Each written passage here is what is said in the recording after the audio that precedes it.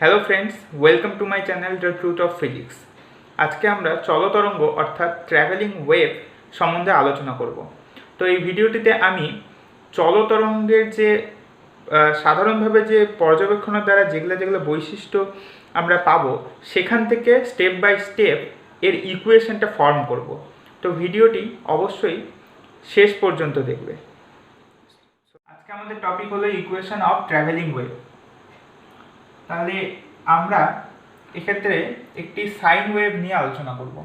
অর্থাৎ ব্যাপারটি কেমন, একটি দড়ি আছে আমাদের কাছে, দড়ির এক প্রান্তটা বাঁধা আছে আর অপর প্রান্তে আমি ধরে রেখেছি। তো এইভাবে যদি আমি দড়িটাকে যদি এইভাবে আন্দোলিত করি উপর নিচে, তাহলে কি হবে, একটা তরঙ্গ, একটা ওয়েভ তৈরি হবে, যেটা ধীরে ধীরে ওই প্রান্ত বরাবর চলে যাবে, অগ্রসর হবে। তাহলে এই দড়িটিতে যে তরঙ্গটি সৃষ্টি হয়েছে সেটি কিন্তু আসলে একটি তির্যক তরঙ্গ বা ট্রান্সভার্স ওয়েভ। কেন? কারণ এই যে তরঙ্গটি যে মুভ করছে সেটা যাচ্ছে আমাদের এই দিকে, পজিটিভ এক্স ডাইরেকশানে। আর এই যে দড়িটি ছিল সেটার যে প্রতিটা কণা আছে সেগুলো মুভ করছে কিন্তু উপর নিচে। এক্ষেত্রে কণাগুলি উপরের দিকে যাচ্ছে আর এক্ষেত্রে কণাগুলি নিচের দিকে আসছে।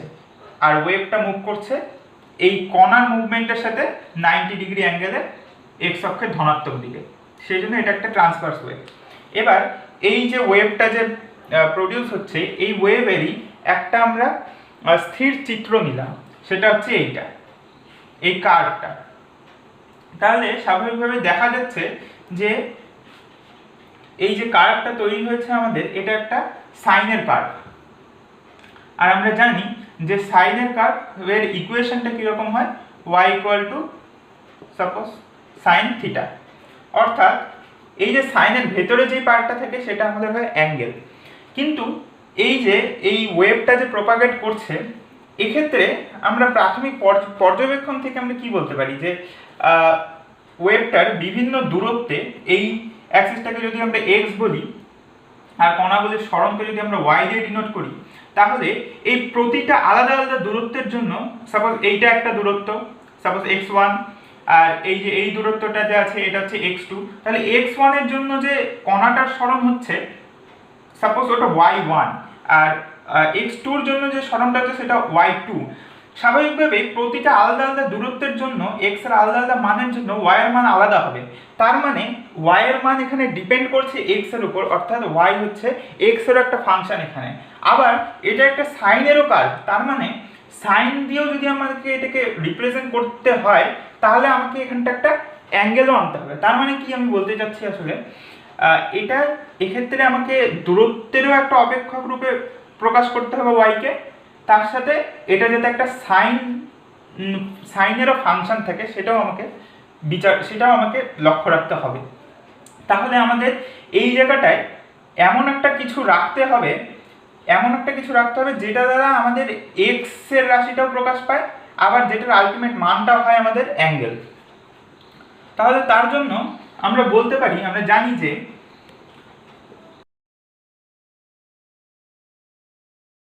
এই যে এই দূরত্বটা আছে এটা হচ্ছে ওয়েভলেন্থ ল্যামডা, পূর্ণ তরঙ্গের তরঙ্গ দৈর্ঘ্য। এবার আমরা জানি যে এই সাইন কার্ভটার এটা হচ্ছে হাইয়েস্ট পয়েন্ট, তো এই জায়গাটা হচ্ছে π/2 অ্যাঙ্গেল, এইটা হচ্ছে অ্যাঙ্গেল পাই, এই দূরত্বটা, আর এই দূরত্বটা হচ্ছে 2π।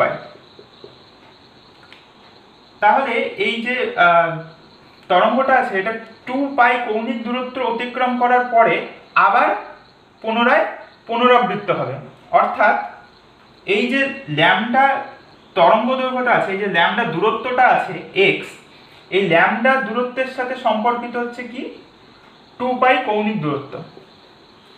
তাহলে একক যে দূরত্ব আছে তার জন্য আমাদের হচ্ছে 2π/λ কৌণিক দূরত্ব। তাহলে সাপোজ আমরা একটা ডিস্টেন্স ধরলাম x, তাহলে x এর জন্য আমাদের কৌণিক দূরত্ব কতটা হবে, 2π/λ × x। তাহলে এই জিনিসটা কিন্তু এখান থেকে বোঝা যাচ্ছে যে x দূরত্বের জন্য, রৈখিক দূরত্বের জন্য আমাদের কৌণিক দূরত্ব হবে এটা হচ্ছে একটা অ্যাঙ্গেল বেরোলো কৌণিক দূরত্ব। তাহলে এই অ্যাঙ্গেলটাই যদি আমরা এখানটায় বসিয়ে দিই তাহলে তার দ্বারা আমাদের একই সাথে এক্সকেও রিপ্রেজেন্ট করা যাবে এবং আলটিমেটলি জিনিসটা হবে তো অ্যাঙ্গেলই। তাহলে এই ওয়েভটা যে এই যে স্ন্যাপশট যে আছে এই কার্ভটার ইকুয়েশনটা কি? y equal to sine theta, আর থিটার জায়গায় আমরা বসাবো এটা 2π/λ ইন্টু এক্স। তাহলে এইটা হচ্ছে এই স্থির যে চিত্রটা আছে এই কার্ভটার ইকুয়েশন। তাহলে এই গোটার দূরত্বটা যদি ল্যামডা হয় তাহলে এর অর্ধেকটা হবে λ/2 এবং এই যে অর্ধেকটা হবে সেটা হবে λ/4। তাহলে সাপোজ আমরা এই x ইকুয়াল টু λ/4 λ/4 এই অংশটার জন্য আলোচনা করব এখানটায়। তাহলে x ইকুয়াল টু λ/4 এর জন্য কি হলো, y ইকুয়াল টু হয়ে যাবে আমাদের 2π/λ ইন্টু x এর মান λ/4। তাহলে λ কেটে গেল, 2/2 কেটে গেল, তাহলে সাইন π/2, অর্থাৎ এই জায়গাটায় আলটিমেটলি অ্যাঙ্গেলই বসলো। তার মানে x এর আমরা যে কোনো মানের জন্য y এর মানটা আমরা সাইনের অপেক্ষাকৃপেই বের করে দিতে পারবো এই ফর্মের দ্বারা। তাহলে এই ইকুয়েশনটা হবে আমাদের y equal to a sine 2π/λ into x. এবার এখানে এই a কনস্ট্যান্টটা কেন আসলো? আমরা যে দড়িতে যে ওয়েভটা ক্রিয়েট করলাম সেটা এই যে ওয়াই ডিসপ্লেসমেন্ট আছে সেটাকে যদি আমরা সেন্টিমিটার দিয়ে প্রকাশ করি তাহলে সাইনের হায়েস্ট মান হচ্ছে +1, কিন্তু এই যে দড়িতে যে ওয়েভটা তৈরি হলো সেটা তো +1 সেন্টিমিটার, মানে 1 সেন্টিমিটার থেকেও বেশি হতে পারে হাইটটা। তাহলে সেটাকে আমরা কিভাবে মেজার করব, সেটাকে আমরা এই ইকুয়েশন দ্বারা কিভাবে রিপ্রেজেন্ট করব? সেই জন্য সামনে একটা কনস্ট্যান্ট নিয়ে নেওয়া হলো a। এবারে এই কনস্ট্যান্ট দিয়ে সাইনের এটাকে মাল্টিপ্লাই করে আমাদের এই হাইটটা চলে আসবে।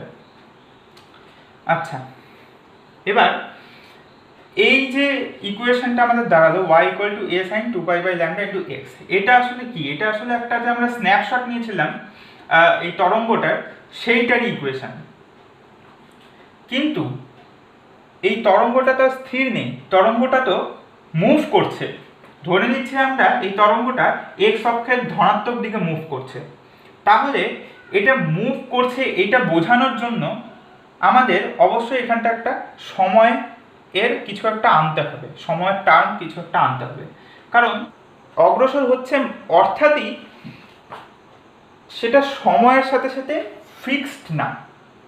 একটা মনে করো হচ্ছে আমি একটা নির্দিষ্ট ইনস্ট্যান্ট সময়ের জন্য জিনিসটা এরকম আছে, 5 সেকেন্ড পরে যদি আমি দেখি ওয়েভটা কিন্তু আর এরকম থাকবে না, এই জিনিসটা এদিকে সরে যাবে।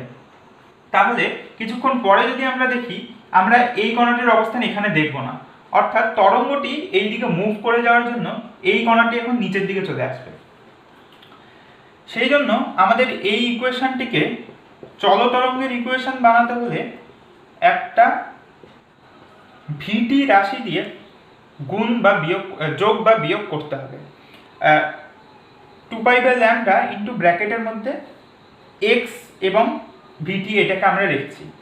এবার এটা স্বাভাবিকভাবে বোঝা যাচ্ছে যে ব্র্যাকেটের মধ্যে যেই টার্মটা হবে সেটা হবে হচ্ছে শুধুমাত্র রৈখিক দূরত্বটা, এবং সেটা যখন এটার সাথে গুণ হয়ে যাবে তখন আলটিমেটলি গোটাটা হয়ে যাবে কৌণিক দূরত্ব। তাহলে ব্র্যাকেটের মধ্যে রৈখিক দূরত্বটার সাথে এক্স এর সাথে আমরা +- করেছি, কারণ তরঙ্গটা যদি আমাদের ভি বেগে গতিশীল হয় সাপোজ, তাহলে টি সময় পরে এই যে এই তরঙ্গটা আছে এই তরঙ্গটা কত দূর অতিক্রম করবে? ভিটি, এস ইকুয়াল টু ভিটি। সেই জন্য আমরা +- করেছি। এবার তরঙ্গটা আমরা ধরেছি যে এক্স অক্ষের ধনাত্মক দিকে অগ্রসর হচ্ছে, তাহলে এখানটা প্লাস বা মাইনাস ভিটি এই দুটোর মধ্যে নির্দিষ্ট একটাই হবে, হয় +vt বা -vt। এবার কোনটা হবে? তাহলে আমরা একটা সহজ উদাহরণের সাহায্যে এই জিনিসটা বুঝবো যে কি হবে। আমাদের কাছে সাপোজ একটা কার্ভ আছে y ইকুয়াল টু x। আমরা জানি যে y ইকুয়াল টু x এর কার্ভ কিরকম হয়? মূল বিন্দুগামী একটা সরলরেখা। এবার এক্স এর মান যখন 0 হয় তখন ওয়াই এর মান 0। আমরা দেখতেই পাচ্ছি এটা এক্স অ্যাক্সিস, এটা ওয়াই অ্যাক্সিস। যদি হয় এক্স এর মান 0 হলে ওয়াই এর মান 0, এক্স এর মান 1 হলে ওয়াই এর মান 1। এবার আমরা আরেকটা ফাংশন নিব y = x - 1। এবার আমরা দেখতে পাচ্ছি যে x এর মান যখন +1 তখন y এর মান 0 হচ্ছে, অর্থাৎ x এর মান যখন +1 তখন y এর মানটা 0, তার মানে এটা একটা পয়েন্ট। এবার x এর মান যখন 2 তখন y এর মানটা কি হবে 1, তার মানে x এর মান সাপোজ এখানটা 2, সেখানে y এর মানটা কি হচ্ছে 1, তার মানে এইটাও একটা পয়েন্ট। তো এইভাবে যদি পয়েন্টগুলোকে আমরা বসিয়ে যদি গ্রাফটাকে প্লট করি তাহলে একটা গ্রাফটা দাঁড়াবে এরকম। এটা হচ্ছে y = x - 1 এর গ্রাফ, এটা হচ্ছে y = x। তাহলে আমরা এখান থেকে একটা জিনিস সিদ্ধান্তে আসতে পারি ভালো করে পর্যবেক্ষণ করলে, সেটা হচ্ছে এই যে ফাংশন আছে এইটার x যে টার্ম আছে এর সাথে একটা জিনিস মাইনাস করা হয়েছে, সাম কনস্ট্যান্ট। সেটা মাইনাস করার জন্য কি হয়েছে পরিণতি, এই যে কার্ভটা আছে সেটা x অক্ষের ধনাত্মক দিকে শিফট করে গেছে। তার মানে x এর সাথে কিছু মাইনাস করলে আমাদের কার্ভটা x অক্ষের ধনাত্মক দিকে মুভ করছে। এবার এইটার সাথেই এই কনস্ট্যান্টটার সাথেই সাপোজ আমরা t যুক্ত একটা কিছু রাশি নিয়ে নিলাম, তাহলে এই t এর উপর ডিপেন্ড করে আমরা যেই মানই দিই না কেন t কে 5 মিনিট 10 মিনিট সেই অনুযায়ী এই কনস্ট্যান্টটা নির্ধারিত হবে এবং সেই অনুযায়ী এটা বিয়োগ হবে। তার মানে সেই অনুযায়ী এই যে কার্ভটা আছে y = x সেই অনুযায়ী t এর মান অনুযায়ী স্থানান্তরিত হবে x অক্ষের ধনাত্মক দিকে।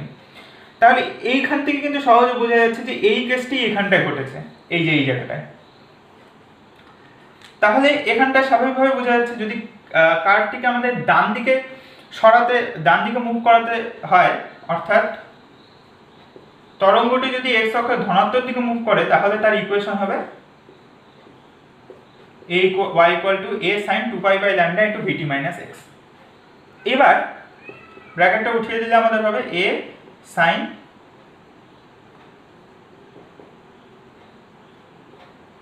kx - ωt, বাট 2π/λ × x, এই যে রাশিটা 2π/λ, এই যে রাশিটা আছে এই রাশিটাকে আমরা বলি k। এটার নাম হলো প্রপাগেশন নাম্বার বা তরঙ্গ সংখ্যা। আর এই 2π/λ ইন্টু এই যে এই টার্মটা আছে 2π/λ × v, সেটাকে আমরা ওমেগা বলছি, কারণ হচ্ছে 2π যখন গুণ হয়ে যাবে 2π v/λ হয়ে যাবে, আর আমরা জানি v = n λ, 2π n λ কেটে যাবে যদি v = n λ বসে। তাহলে এই 2π n টাই ইকুয়াল টু হয় আমাদের ওমেগা। এই যে ইকুয়েশনটা বের হলো y = a sin kx - ωt, সেটা হচ্ছে চলতরঙ্গটি মুভ করছে x অক্ষের ধনাত্মক দিকে। এবার চলতরঙ্গটি যদি x অক্ষের ঋণাত্মক দিকে মুভ করে তাহলে স্বাভাবিকভাবেই এই কার্ভটির যে আমরা এক্সাম্পল নিলাম সেখান থেকে বলতে পারি এখানটায় y = যদি x +1 হয় তাহলে কি হবে, ব্যাপারটা একদমই উল্টা হবে। অর্থাৎ এই যে গ্রাফটা আছে সেই গ্রাফটা কি হবে, x অক্ষের ঋণাত্মক দিকে সরে যাবে, অর্থাৎ নেগেটিভ x অ্যাক্সিসের দিকে মুভ করবে। তাহলে এখানটায় সিম্পলি যদি চলতরঙ্গটি x অক্ষের ঋণাত্মক দিকে মুভ করে তার ইকুয়েশন হবে y = a sin kx + ωt।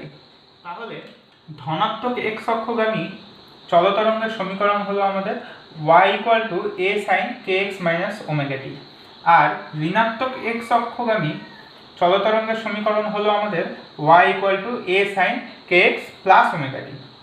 এবার যে ধনাত্মক x অক্ষগামী যে চলতরঙ্গ আছে তার যে সমীকরণ আছে y = a sin kx - ωt, এটা অনেক জায়গায় y = a sin ωt - kx ও লেখা থাকে।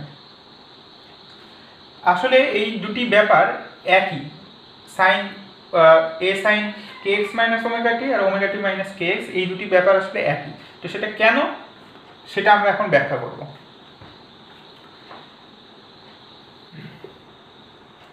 এই যে ইকুয়েশনটা আছে এটাকে আমরা এইভাবে লিখতে পারি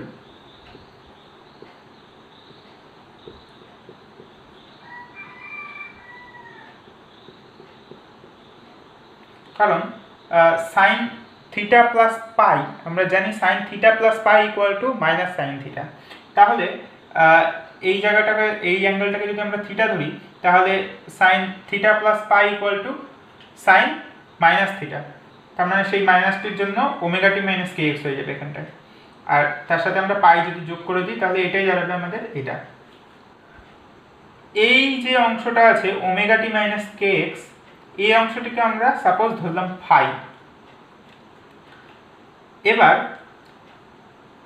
y equal to a sine phi.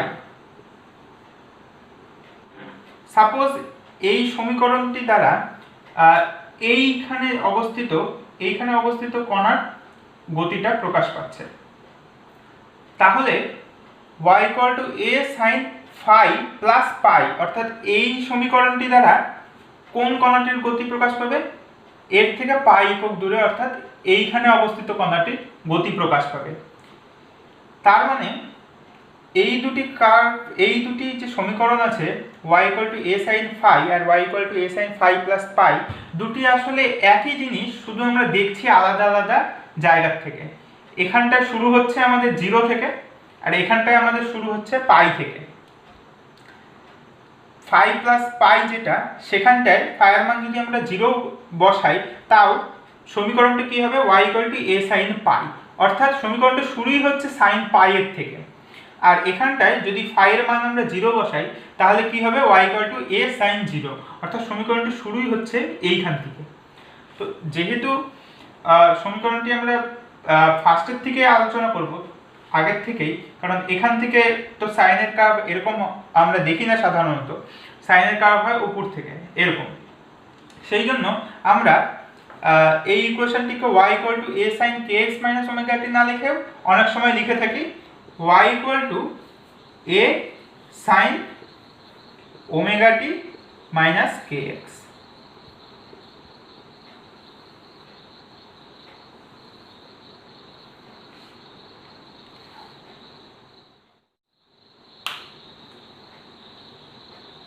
আশা করছি তোমরা ভিডিওটি খুব ভালোভাবে বুঝতে পেরেছো।